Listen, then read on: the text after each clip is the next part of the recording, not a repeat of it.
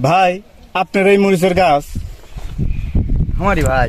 ও, তো এই মরিচ আপনি কতটি লাগাছেন? ভাই 18 শতক লাগাচ্ছি। 18 শতক লাগাছেন।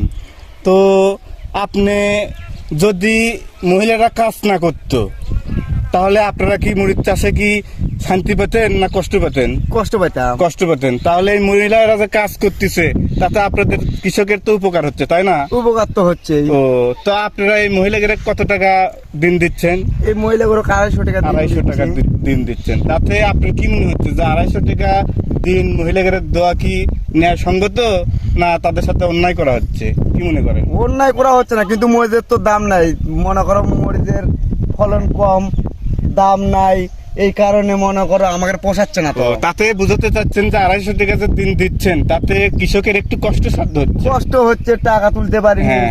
এই গাছ মরে যাচ্ছে। কেন কষ্টসাধ্য হচ্ছে? কারণ মরিচের দাম কম। দাম কমের জন্য। তাই আপনি সরকারের কাছে কি চাচ্ছেন, যে মরিচের দাম এই রকমই থাকুক না মরিচের দাম একটু বাড়লে কৃষক একটু উপকার হতো? উপকার হতো। তারা সামনে বছর আরো আগ্রহী হতো সামনে বছর আরো মরিচ চাষ করা আগ্রহী থাকতো।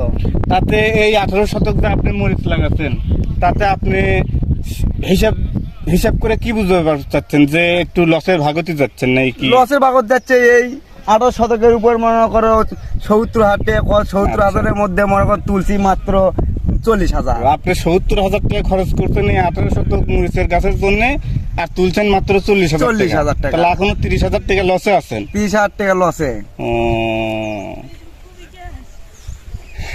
তাতে আপনারা সরকারের কাছে চাচ্ছেন যে দাম একটু বাড়লে ভালো হতো। হ্যাঁ। এই প্রিয় দর্শক, আমাদের এই কৃষক ভাইটি 18 শতক মরিচ লাগাইছে। তার এই 18 শতক মরিচের গাছে খরচ হয়েছে 70,000 টাকা, কিন্তু সে মাত্র 40,000 টাকা তুলতে পারছে। আরো 30,000 টাকা উঠবে কিনা জানি না। যদিও ধরে নিলাম যে 30,000 টাকা উঠলো, কিন্তু এই কৃষক ভাই যে 6 মাস কষ্ট করলো, এই 6 মাস কষ্টের দাম কি দিবেন? তাই আমার সরকারের কাছে এই ভিডিও যেন বার্তা পৌঁছে যায়, সরকার যাতে এই কৃষক ভাইদের জুলুম না করে ওই কৃষক ভাইদের দিকে তাকায়, এবং সরকার যাতে এই মরিচ, আলু, ধান, কৃষকের যে আবাদ এবং ফসল, সেই ফসলের দাম যাতে বৃদ্ধি করে। এই কারণে সরকারের কাছে আমি জোরালোভাবে আবেদন করছি এবং জোরালোভাবে বলছি কৃষকের দিকে তাকান। কারণ কৃষকরা যদি না বাঁচে তাহলে দেশ কিন্তু বাঁচবে না।